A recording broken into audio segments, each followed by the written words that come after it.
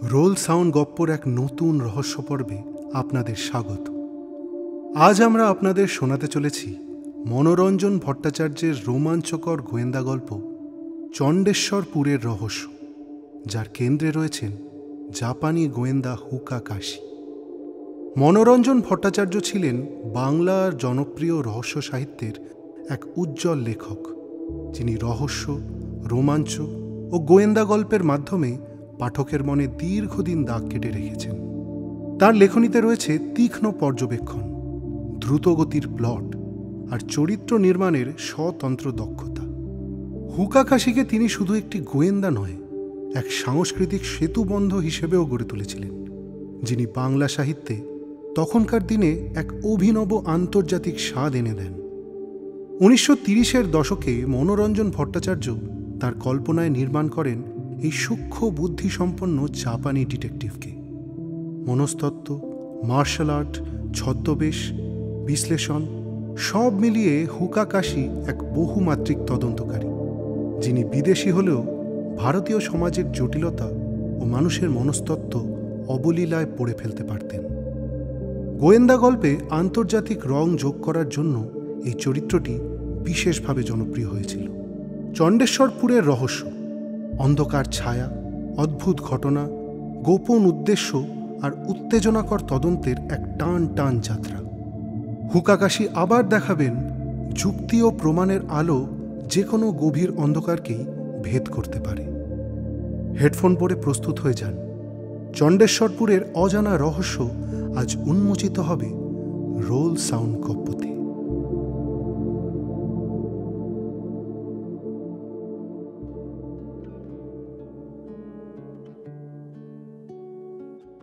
মাসিমার সাদর নিমন্ত্রণ উপেক্ষা করতে না পেরে সেবার রণজিৎ দিন 7 জন্য চণ্ডেশ্বরপুর কাটিয়ে আসবে স্থির করল।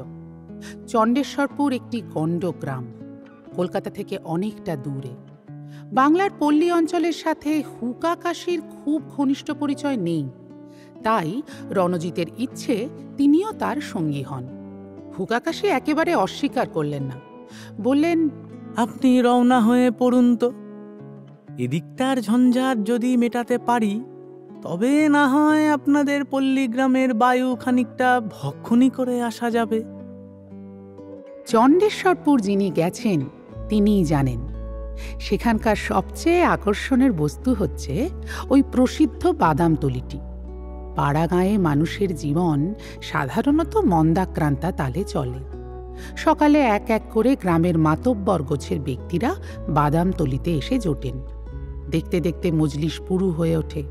হাতে হাতে হুঁকা ঘুরতে থাকে, সেরে সেরে তামাক ভস্য হয়, আর সেই সঙ্গে নিপাত যান অনেক রাজা উজির, অর্থাৎ সামাজিক, রাষ্ট্রিক, আধ্যাত্মিক, পারলৌকিক কোনো বিষয়ের আলোচনায় বাদ যায় না।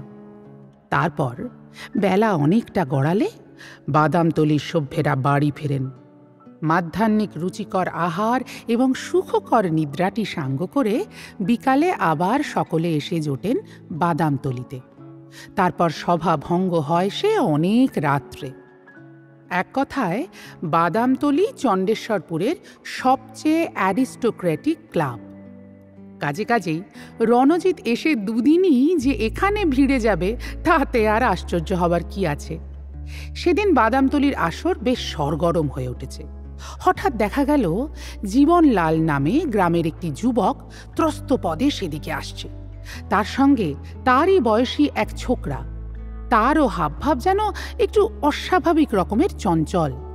অনেকেই যুবকটিকে চিনতে পারল। সে হল জীবনের ভগ্নিপতি ঋষিকেশ। সবে গত বছর তার বিয়ে হয়েছে। এদিকে বিষয় আশয় সংক্রান্ত কোনো এক কাজে এসেছিল। একদিনের জন্য শ্বশুরবাড়ি ঘুরে যাবে এই মতলবে। জীবনলাল কাছে আসতেই একজন জিজ্ঞাসা করল, ব্যাপার কি জীবন? চোখ মুখ অমন শুকনো শুকনো কেন? এক ভয়ানক কাণ্ড হয়ে গেছে সুধীরদা।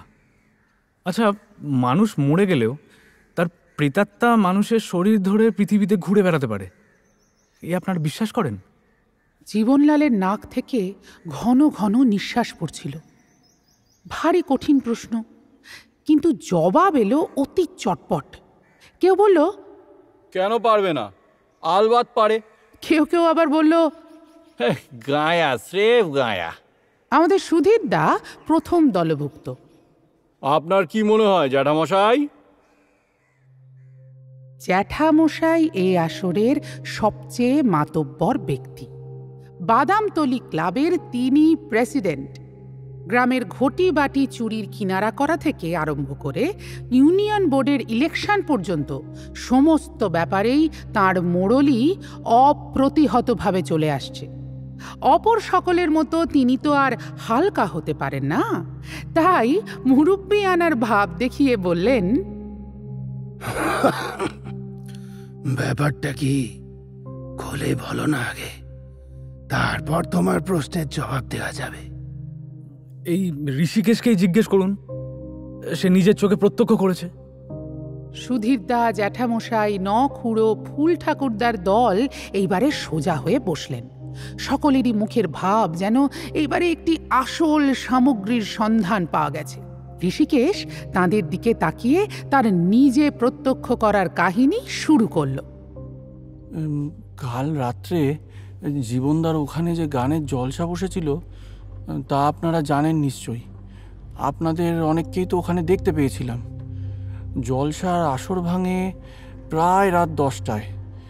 তারও প্রায় ঘণ্টাখানেক বাদে খাওয়া দাওয়া সেরে আমি শুতে গেলাম। দোতলার সবচাইতে কোণের নিরালা ঘরটাতে আমার বিছানা করা হয়েছিল। ঘরের পরে অনেকখানি খোলা ছাদ, তারপর বাকি ঘরগুলো আরম্ভ হয়েছে।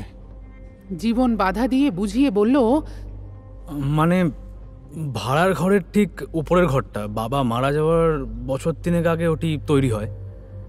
নিরিবিলি বলে ঘরখানা তার ভারী পছন্দসই ছিল। তৈরি হওয়া অবধি তো বরাবরই ওখানটাতেই তিনি থাকতেন। ওই ঘরের ছাদেই তিনি সাপের কামড়ে দেহ রক্ষা করেন।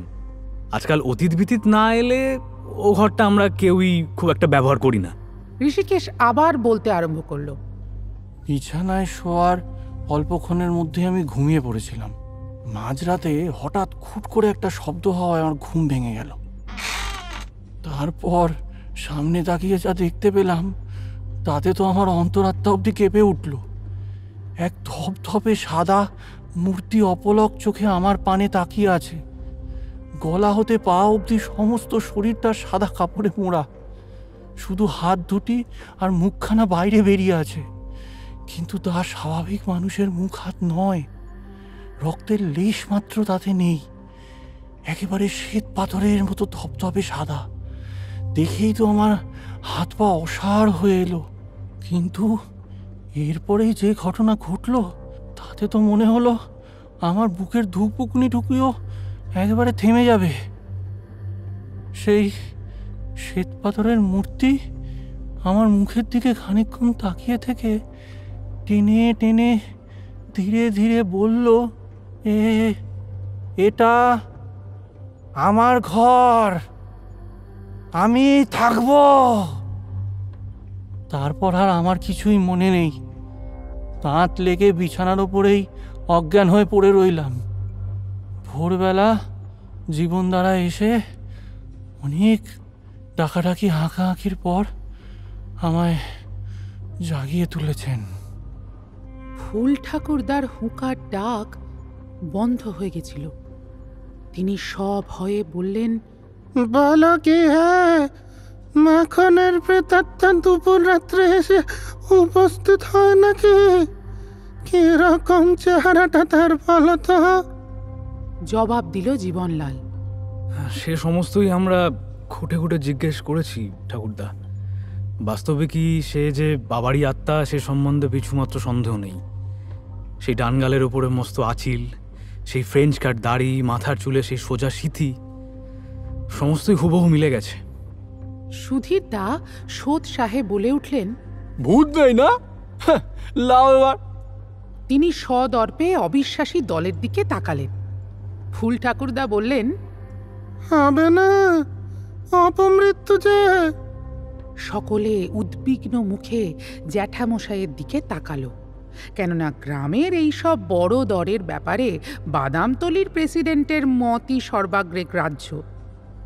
জ্যাঠামশাই ওরফে নীলরতন বাবু ধীরে ধীরে বার দুই মাথা নেড়ে বললেন, না হে জীবনলাল, তোমার বাবার চেহারার সঙ্গে এতখানি মিল রয়েছে শুনেও কথাটা আমার বিশ্বাস হলো না। মরা মানুষ কখনো ফিরে আসে না। এ নিশ্চয়ই কোনো চোর বাটপাড়ের কম্ম। চুরির মতলবে ওভাবে বাড়িতে এসে ঢুকেছিল। সে সমস্ত নিয়েও আমাদের মধ্যে অনেক আলোচনা হয়ে গেছে জ্যাঠামশাই, কিন্তু সমস্ত শুনলে আপনিও নিশ্চয়ই স্বীকার করবেন যে কোনো চোর চামারের কাজ নয়। বাড়ির অন্যান্য ঘর বাদ দিয়ে যে ঘরে চুরি করবার মতো কিছুই নেই, বেছে বেছে সেই ঘরটাতেই চোর এসে ঢুকবে কিসের জন্যে? তারপর ঋষিকেশকে সে নিজের চোখেই অজ্ঞান হয়ে পড়তে দেখেছে। সত্যিকারের চোর হলে সে কি ওর সোনার বোতাম আর রিস্টওয়াচটা হাতের সামনে পেয়েও ফেলে রেখে যেত? কিছুতেই না। ইচ্ছা করলে ঋষিকেশের শোয়ার ঘরের দরজাটি খুলে এদিক পানেও সে এগিয়ে আসতে পারত, অথচ সেসব কোনো কিছুর ধার দিয়েই সে যায়নি।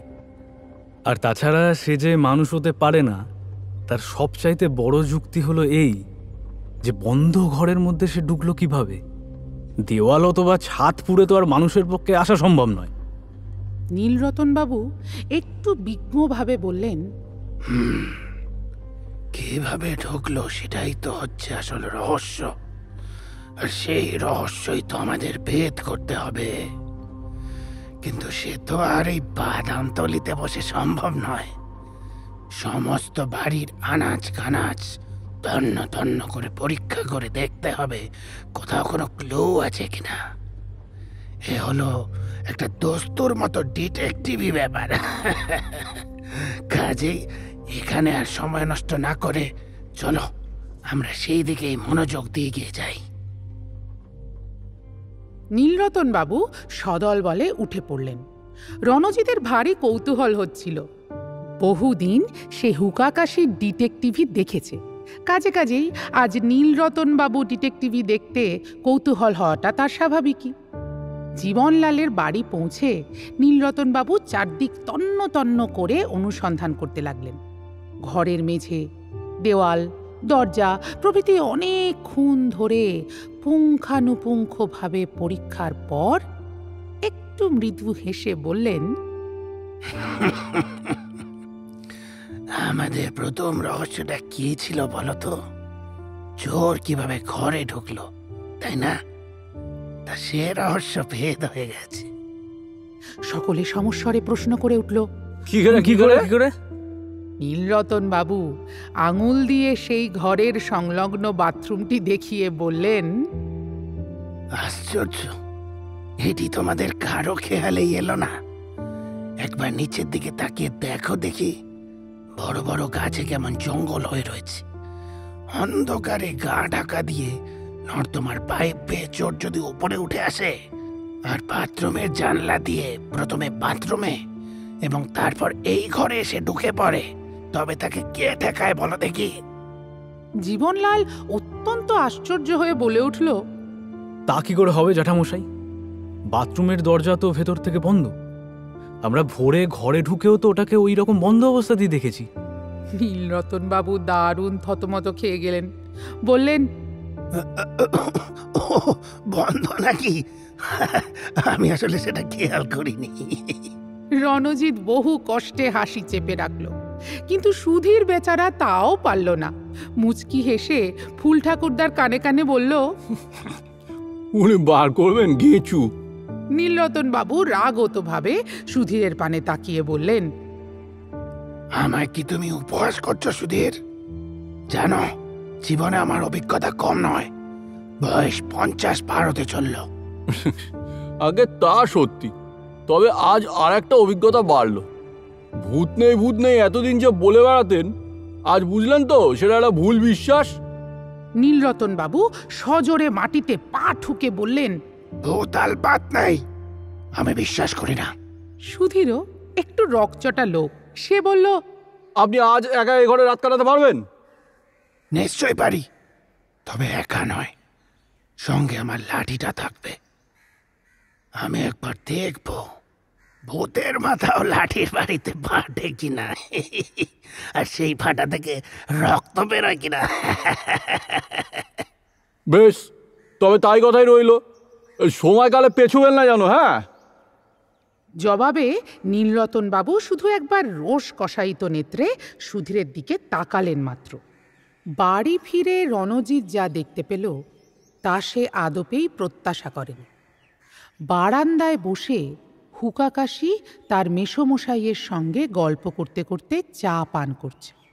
সে হঠাৎ উচ্ছ্বসিত হয়ে বলে উঠল, আরে, বড় সুসময় এসে পড়েছেন যে মিস্টার হুকাকাশি। গ্রামে আজ জোর খবর। সকালবেলার সমস্ত ব্যাপার সে আদ্যপান্ত হুকাকাশির কাছে খুলে বলল। শুনে হুকাকাশি হা হা করে হেসে উঠলেন। তাই বটে, সব কাজেই কিছু না কিছু বিদ্যা লাগে, বাদ শুধু ডিটেকটিভগিরিতে। এটা মানুষের একেবারেই বিধিদত্ত সম্পত্তি। হ্যাঁ, কিন্তু ব্যাপারটাতে আপনার বিদ্যে একটু দেখাতে হচ্ছে তো এবার। সুধীর ঠিকই বলেছে, নীলরতনবাবু রহস্য ভেদ করবেন ঘেঁচু। তা কি হয়? আমি হাজার হলেও বিদেশি লোক, অযাচিতভাবে এসব ব্যাপারে আমরাই বা কেন হাত দিতে যাব, আর ওরাই বা কেন তা বরদাস্ত করবে? না, ঠিক অযাচিতভাবে নয়। ও বাড়ির জামাই ঋষিকেশ ও কলকাতার ছেলে, আমায় দেখেই চিনেছে। ফুটবলের মাঠে নাকি অনেকবার দেখেছে আমায়। আপনার পরিচয় সে সবিশেষ জানে। আপনার এখানে আসার সম্ভাবনা আছে শুনে থেকেই সে ছটফট করে বেড়াচ্ছে আপনাকে দিয়ে ব্যাপারটার একটা কিনারা করিয়ে নেওয়ার জন্য। তা বেশ তো, আজকে রাত্রে আবার নতুন কি কাণ্ড ঘটে দেখাই যাক না, এত তাড়াতাড়ি কিসের? পরদিন ভোর হতে না হতেই গ্রাম ভেঙে লোক এসে জুটল জীবনলালের বাড়িতে।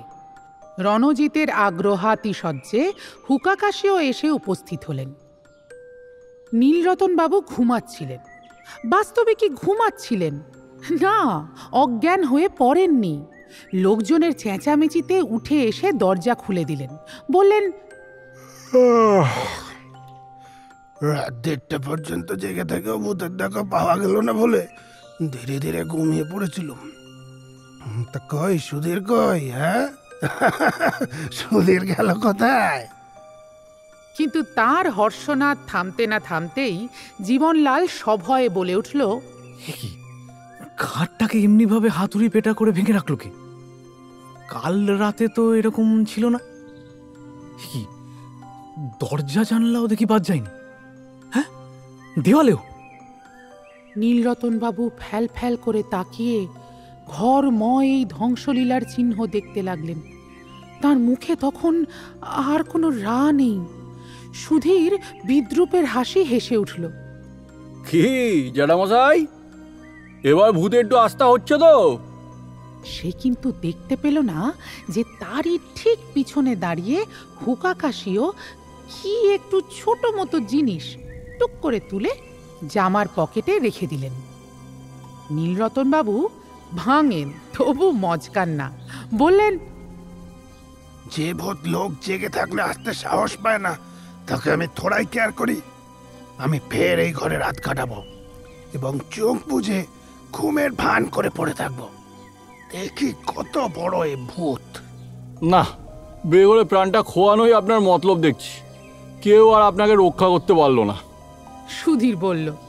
নীলরতনবাবু আবার রোষ কষায়িত নেত্রে সুধীরের দিকে তাকালেন। তারপর জীবনের দিকে তাকিয়ে ফিরে বললেন, এ ঘরে অনেক নতুন ক্লু আমদানি হয়েছে, সেগুলো ভালো করে পরীক্ষা করতে হবে। সাবধান, কেউ যেন তাতে হস্তক্ষেপ না করে। তুমি এক্ষুনি এ ঘর তালা বন্ধ করে ফেলবার বন্দোবস্ত করো। কিন্তু ক্লু নিয়ে আস্ফালন করার স্বভাব যার কোনো কালেই দেখা যায়নি, রণজিৎ দেখল সেই হুকাকাশি সকলের অলক্ষ্যে মেঝে থেকে আবার কি যেন একটা কুড়িয়ে নিয়ে পকেটের মধ্যে রেখে দিলেন। সকলে বাড়ি থেকে বেরিয়ে আসার পর হুকাকাশিকে একা পেয়েই রণজিৎ জিজ্ঞাসা করল, কি মিস্টার হুকাকাশি, কি আজ করতে পারলেন ব্যাপারটা কিছু? পেরেছি বই কি, 12 আনাই তো পরিষ্কার হয়ে গেছে। এখন শুধু ঋষিকেশ বাবুকে গোটা 2-4 কথা জিজ্ঞেস করবার আছে। তিনি গেলেন কোথা? ঋষিকেশ সাড়া পেয়ে কাছে আসতেই হুকাকাশি তাকে সঙ্গে নিয়ে বাড়ির বৈঠকখানায় ঢুকলেন। রণজিৎ বাইরে দাঁড়িয়ে চিন্তা করতে লাগল। এ অবস্থায় বৈঠকখানায় গিয়ে উপস্থিত হওয়াটা তার উচিত হবে কিনা, কিন্তু সে কিছু মীমাংসা করবার আগেই দেখতে পেল হুকাকাশি এবং ঋষিকেশ দুজনেই হাসতে হাসতে বেরিয়ে আসছে। বাড়ি ফিরে হুকাকাশি ধীরে ধীরে পকেট থেকে দুটি জিনিস বার করলেন। এগুলোই আজ তিনি জীবনলালের বাড়িতে কুড়িয়ে পেয়েছেন। প্রথমটি একতাল শক্ত পুডিং, অর্থাৎ যে জিনিস দিয়ে জানলায় এবং আলমারিতে কাঁচ লাগানো হয়। এই পুডিংয়ের তালটির একটা দিক কিন্তু কে যেন সযত্নে নানা রঙে ছোপ দিয়ে রেখেছে। দ্বিতীয় দ্রব্যটি হচ্ছে খানিকটা সরু অথচ শক্ত সুতো, তারও আবার একদিকের মাথায় এবং তার অল্প নিচে দুটি গিঁট দেখা যাচ্ছে। হুকাকাশি একটু মৃদু হেসে সেগুলো দেখাতে দেখাতে বললেন, এরাই রহস্যের সন্ধান আমায় অনেকখানি বলে দিয়েছে। ভারী একচোখা তো দেখছি এরা, আমায় যে কিছুতেই বলছে না। বলবে বলবে, ক্রমে সবই বলবে। আপনার ম্যাগনিফাইং গ্লাসটা একবার বার করে রাখবেন তো। খাওয়া দাওয়ার পর আমি একটু বেরুব, তখন আর আপনাকে কষ্ট দিতে চাই না। কিন্তু রাত দুপুরে সজাগ থাকবেন, একবার ভূত দর্শনে রওনা হতে হবে। দুপুর রাত্রে রণজিৎকে সঙ্গে নিয়ে হুকাকাশি চুপি চুপি বেরিয়ে পড়লেন। থামলেন গিয়ে তাঁরা জীবনলালের বাড়িতে। হুকাকাশির উপদেশ মতো ঋষিকেশ এবং জীবনলাল আগে থেকেই প্রস্তুত ছিল। চারজনে ধীরে ধীরে এসে উপস্থিত হলো ঠিক সেই ঘরটির সামনে, যেখানে আজ দুদিন ধরে এত বড় ভৌতিক কাণ্ডটা চলছে। চারজনেই স্তব্ধ হয়ে দাঁড়ালেন, কেননা ভিতর থেকে অনবরত খটখট শব্দ আসছে, বেশ জোরে। হুকাকাশি দরজায় করাঘাত করে বললেন, নীলরতন বাবু, দর খুলুন। তৎক্ষণাৎ ভিতরে শব্দ একেবারে থেমে গেল, কিন্তু নীলরতন বাবুর কোনো সারা শব্দ না পাওয়া গেল না। হুকাকাশি এবার আরো জোরে জোরে দরজায় ঘা দিতে লাগলেন, তবুও নীলরতন বাবু যে জেগে আছেন তার কোনো লক্ষণই দেখা গেল না। ব্যাপার কি, ভূতে আবার সাবার করে দেয়নি তো? হুকাকাশি এবার এমনই জোরে দরজা ধাক্কাতে লাগলেন যে মনে হলো যেন কাঠের দরজা এখনই ভেঙে পড়ে যাবে।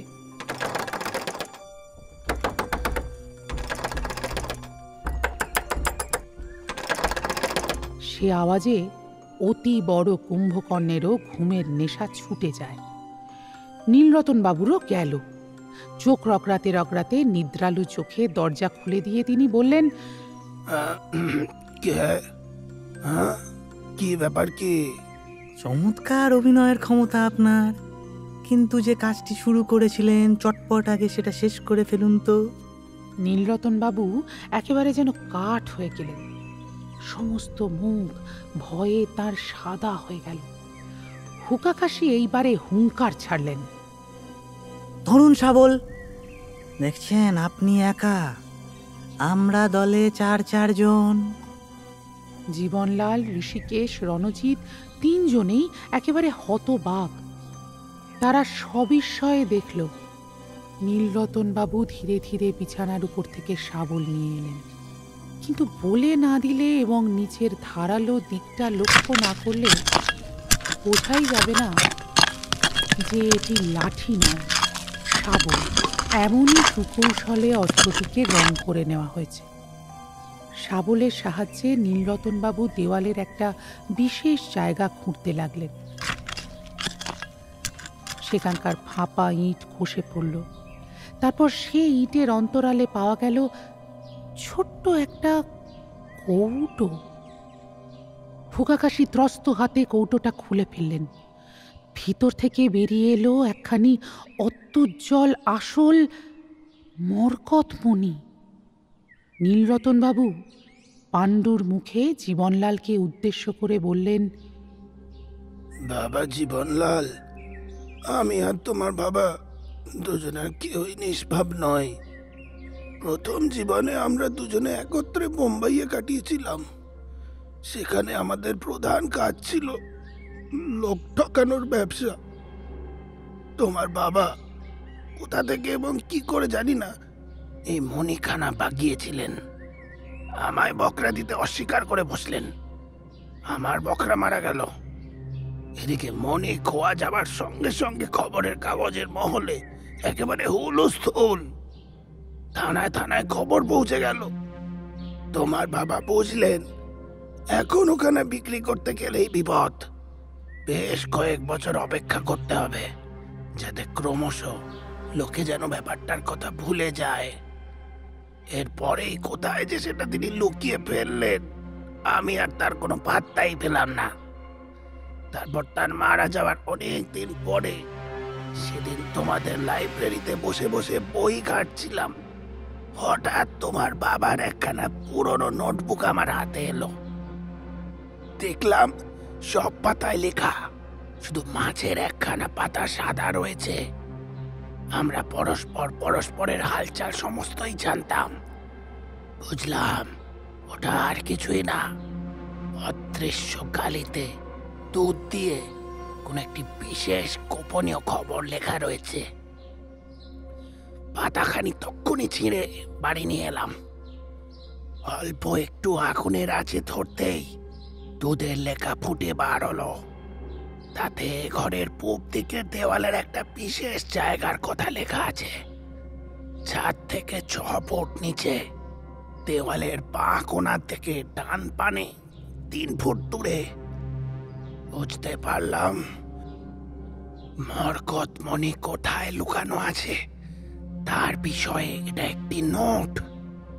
হুকাকাশি হেসে বললেন, তারপর আপনি চালাকিটা খেললেন পাকা ওস্তাদের মতো। বাড়িতে বিশিষ্ট অতিথি বিথিত এলে তাকে এই ঘরেই শুতে দেওয়া হয় তা আপনার জানা ছিল। জীবনলাল বাবুকে গিয়ে বললেন, বোনাই এসেছে, একটা জলসা টলসার আয়োজন কর। বাড়ির ছেলে বুড়ো মেয়ে পুরুষ সবাই যখন গানে মশগুল হয়ে আছে, তখন অন্ধকারে চুপিসারে সোজা এই ঘরে চলে এসে ওই বাথরুমটাতে লুকিয়ে রইলেন। জীবনে জোচ্চুরি বিদ্যাটা ভালো মতোই শিখেছিলেন। ভোল বদলাবার তাই নানান ফন্দি ফিকিরও জানা আছে। সাজ সরঞ্জাম লুকিয়ে সঙ্গে আনতে ভোলেননি। সেগুলোর দৌলতে মুখের ও হাতের রং ধপধপে সাদা হয়ে গেল। চাচা চিবুকের ওপর ফ্রেঞ্চ কাট দাড়ি গজালো। টাকের ওপর সোজা সিথি কাটা পরচুলা উঠল, ঠিক যেমনটি মাখন বাবুর ছিল। তারপর খাসা ভূতের অভিনয়। ঋষিকেশ বাবু ওর শ্বশুরকে দেখেননি, ওকে ভাওতা দিতে আর কি। পাড়া গায়ে ভূতের ভয়টা একটু বেশি, তা আপনার অজানা নয়। কাজেই সবাই যখন বড্ড বেশি ব্যস্ত হয়ে উঠবে, তখন আপনি কৌশলে এমনি একটি অবস্থা সৃষ্টি করে আনবেন যাতে ভূত নেই প্রমাণ করবার জন্য সমস্ত রাত্রি এ ঘরেই আপনার স্থিতি হতে পারে। প্রথম রাত্রিটাতে আপনি আর আসল কাজটিতে হাত দিলেন না। লোক দেখানো লাঠি মানে শাবলটির সাহায্যে সমস্ত ঘরটা শুধু বেপরোয়া ঠুকে দিলেন। এতে করে এক ঢিলে 2 পাখি মারা পড়ল। দেওয়ালের ওপর শাবলের ঘা পড়লে বাস্তবিকই কেউ ছুটে আসে কিনা সেটাও পরখ করা হলো। আর প্রকারান্তে সমস্ত গাকে জানিয়ে দেওয়া হলো যে ওই ঘরটার উপর ভূতের ভারী আক্রোশ। ভবিষ্যতে যদি দেখো দেওয়ালকে দেওয়ালি ভূতে ফুঁড়ে দিয়েছে, তবুও আশ্চর্য হইও না। সমস্ত আটঘাট বেঁধে আজ কাজে নেমেছিলেন। আপনার বিশেষ সুবিধা হয়েছিল এই যে ব্যাপারটার বিন্দু বিসর্গ কেউ জানত না। জীবনবাবুর বাবা সাপের কামড়ে হঠাৎ মারা পড়েন। মরকত মুনির কথা ওকে বলে যাবার অবসর পাননি। নীলরতন বাবু, আপনার মাথার বাস্তবিকই দাম আছে।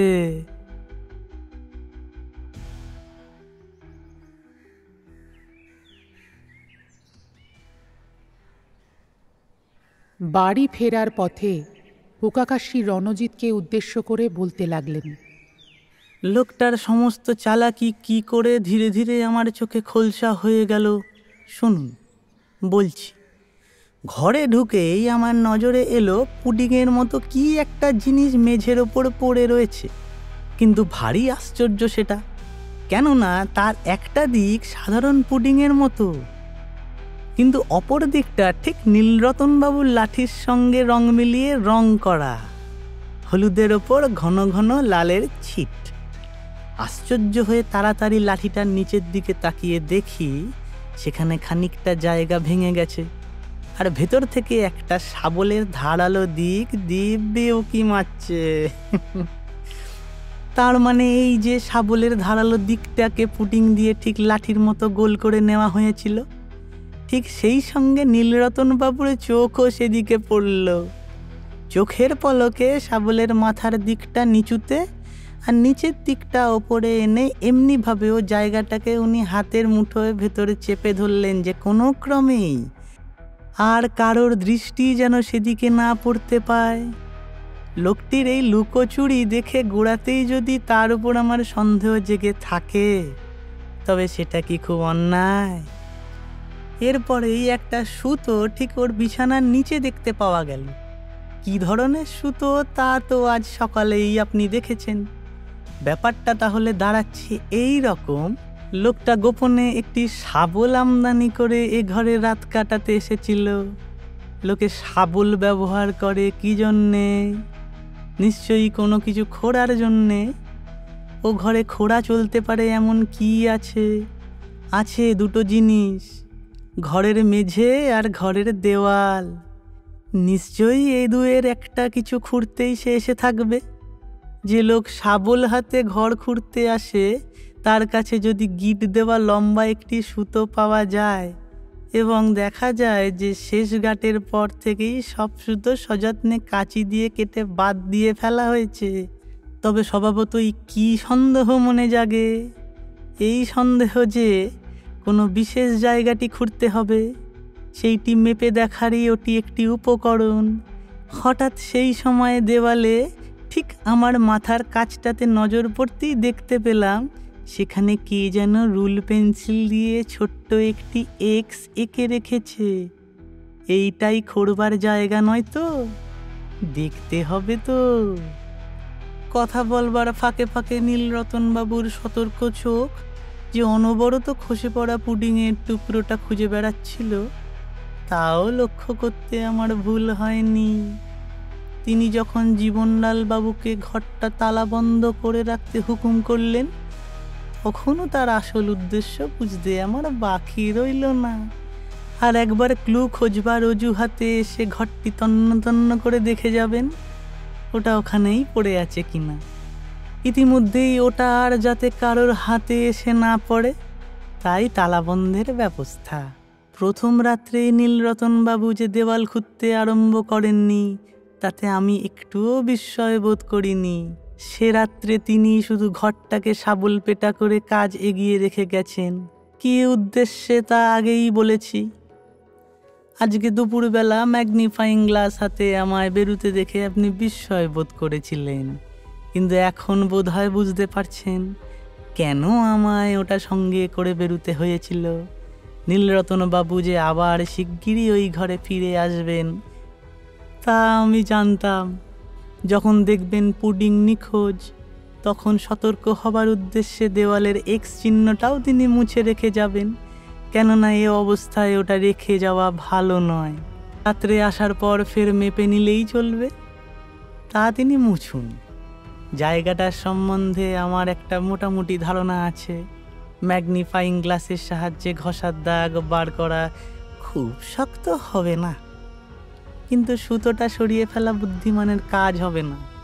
নীলরতনবাবুকে তাহলে বড্ড বেশি সাবধান করে দেওয়া হবে। তাই ওখান থেকে বেরিয়ে আসবার আগে ঋষিকেশবাবুকে একটু উপদেশ দিয়ে আসা দরকার হলো। সেটা আর কিছু নয়, প্রথমত তাকে দিয়ে বাড়ির ভেতর থেকে গোপনে আরেকটি ওই রকম সুতো আনিয়ে ঠিক প্রথমটার মাপে মাপে দুটো গিট দিয়ে নেওয়া হলো।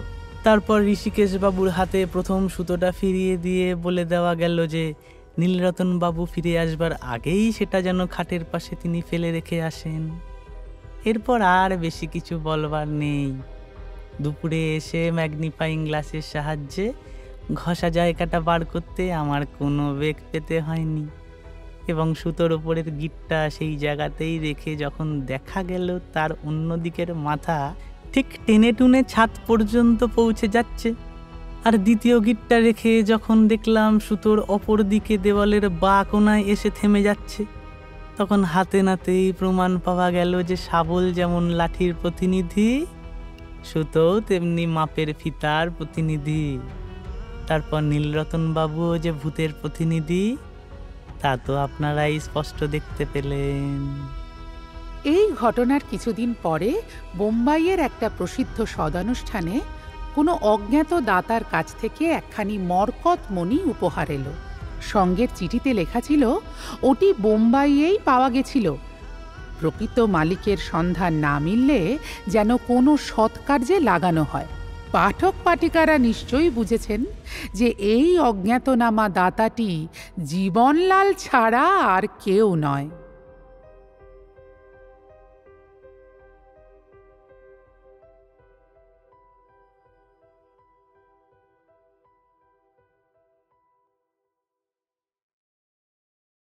শেষ হলো আজকের গল্প চণ্ডেশ্বরপুরের রহস্য।